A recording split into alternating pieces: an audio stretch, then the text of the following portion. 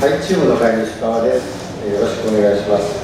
ちょっと、資料には入ってませんけれども、これが愛知県と三重県、赤色で示したところが、GM の中で汚染されている区域です。で、ちょうど知多半島の付け根の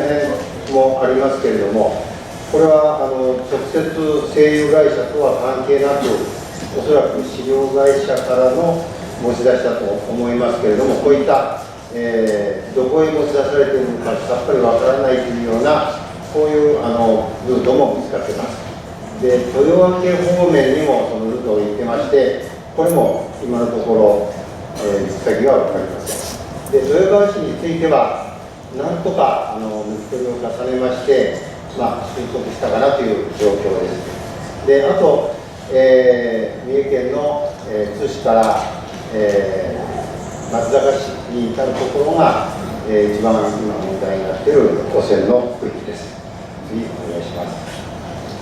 で、先ほどこのペラでお配りしましたけれども、これが今年の、中部の会の、第17回の抜き取り隊の、データですね。3276本、今までの中で一番数が多かったです。で、雑種と思われる個体についても、数は129本ということで非常に多かったです。いずれも、60% 台の、陽性率がありました。で、次お願いします。これ1000グラムで簡単に示しましたけれども、今年はダントツで多くなっておりますが、この多い理由が、次のところでちょっとお話をします。お願いします。で、抜き取り隊での、今年の5月17回での抜き取り隊での、一応いろんな成果といいますか、それにつきましては、まず第一に雑種の流れについて、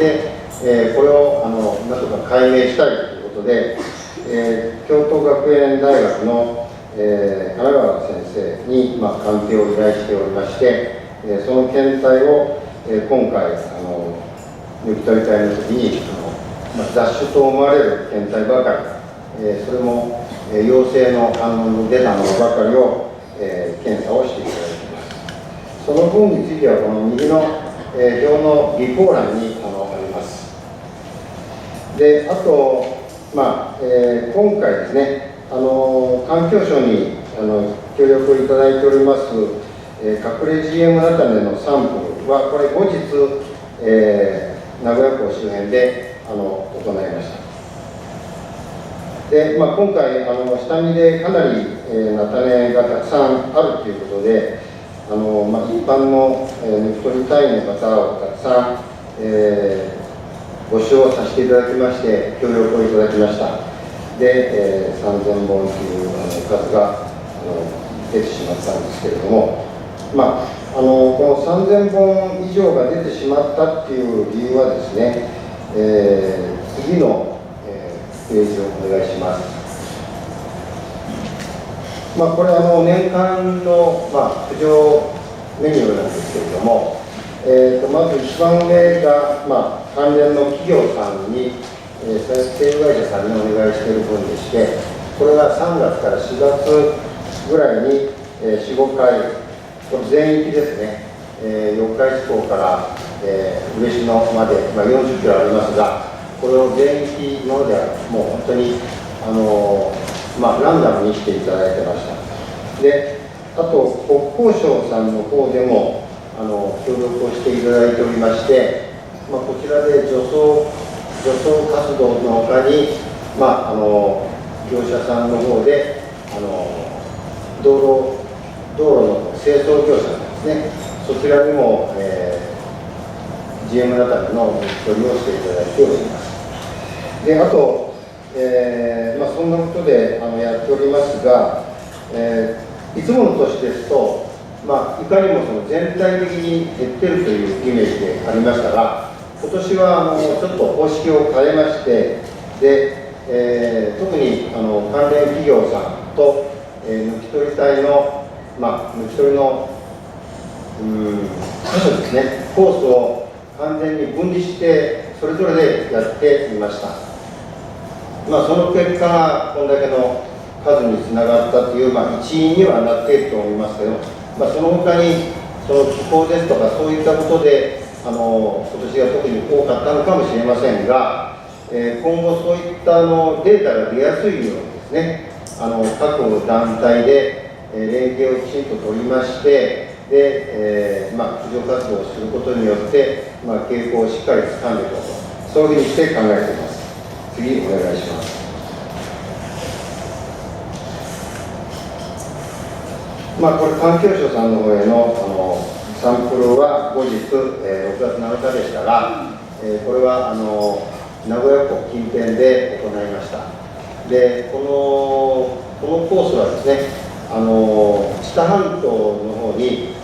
穀物基地というのがありまして、その穀物基地の中で、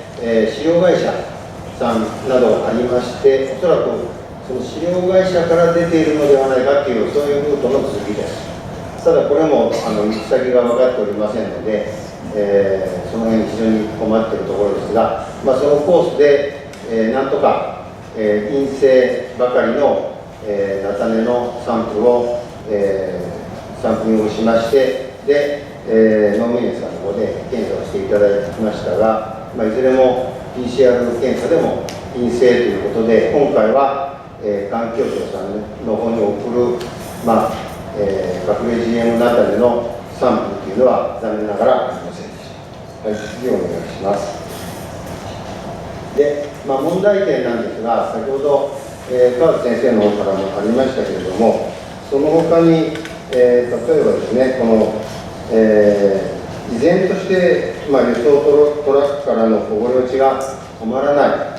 で、菜種の勢力がなかなか抑制できない。で、抜き取り駆除活動が、収縮が打てないと、そういった問題で、放置をしておくと、自然界の拡散というのは必至であろうと、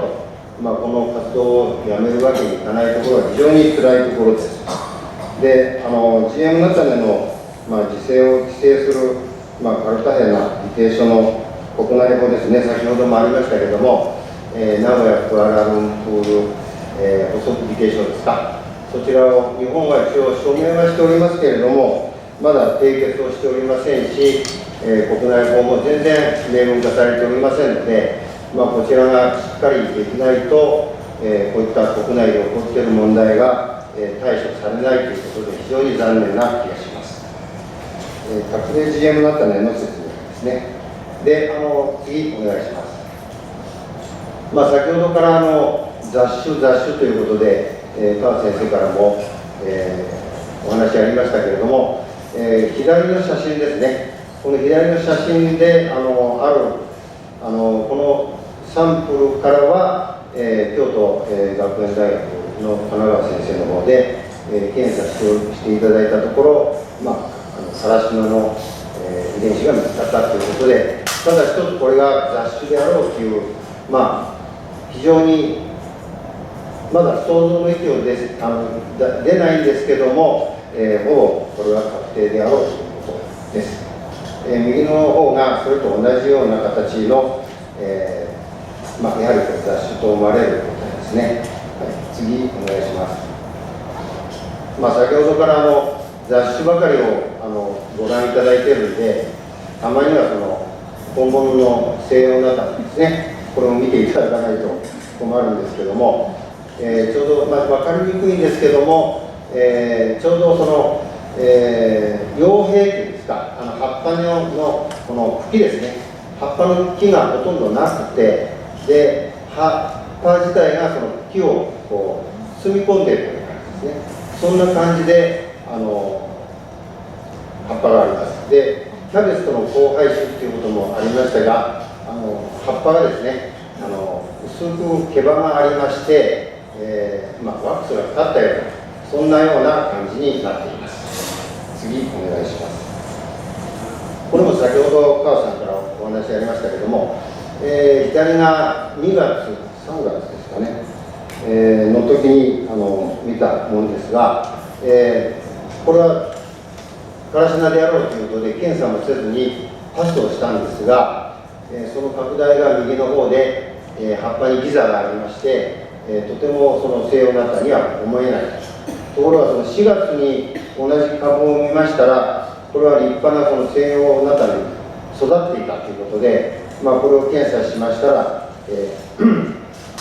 プラスの反応が出た。次お願いします。でさらにこれをまた川先生のところのベランダで育てますと、こういったギザが出ましてね、このからし菜の特徴がまた出てくる。なんかわけがわからない感じですね。はい、次お願いします。左ブロッコリーとのあれなんですが、右側ですね、これなぜか白いんですよね、花がね。菜種系ですと大根なんかは白い花なんですが、これは種もつけているんですが、花が白なんですね。これもおかしいということで検査をしましたら、やはり、LL プラスでした。はい、次お願いします。環境省さんの方では、今のところ在来菜種と浜大根ですね。浜大根は特に梅に近いんですけれども、花が、白と、薄紫の、ツートンになっていまして、非常にきれいな花です。そちらとの、交雑の可能性があるということで、確認はされているんですが、雑種についてはまだ環境省の方でも認めておりませんので、ぜひこれはっきりさせたいなと考えております。で、雑種は一大雑種ですと、種が非常にできにくいんですけれども、まれにできると、それから芽が出る。でこれを3回、品種交配と同じような手法で戻し交配をしますと、種が完全に固定されてしまいますので、その後においてはもう完全に、種もできますし、自然界に行っても競争力を得て、雑草化するということも考えられます。行政に、より早急な対応をですね、求まれると思います。以下は先ほどのとおりですね。こんなことで、中部の会で、最初に調査を始めましたのが2004年でしたけれども、今年で、17回になってしまったんですけども、これをずっとこれからも続けていくのかということになるわけですが、先ほども最初に、ビデオで見ていただきましたけれども、道路脇はまだいいんですけれども、中央分離帯の除草というか駆除活動ですね、これが非常に危険なこともありまして、できれば、何とかしたいと、そういうふうに考えております。で、メーカーさんサイドではもうこれは永遠に続けていくしかないっていうふうに、言って見えるんですけれども、なんとかそういったところとも、これからきちんとまた連絡も取り合いましてね、もう少しでも改善ができる方法を探していきたいと思っております。で、グリーンコープの博多さんの方にも、一度見に行かさせていただきまして、やっぱりこちらも非常に汚染がひどいということが分かりました。で、もしもですね、中部の会、一番日本で汚染がひどい区域ですので、それだけ経験もこういうことになっておりますので、その点、こういった場合にはどういうふうにしたらいいかとか、そういう助言もさせていただけると思いますので、今後もその全国的に交流を重ねていきたいなというふうにして考えております。で、今年のもう早くも10月4日ですね、10月4日に、また18回目ののき取り隊を企画しております。で、10月4日ですので、今日お見えの方で、10月4日に参加を10月4日に参加をしたいという方がもしいらしたら、ぜひ出口の係の方に申し出ていただけたらというふうに思っております。以上です。どうもありがとうございます。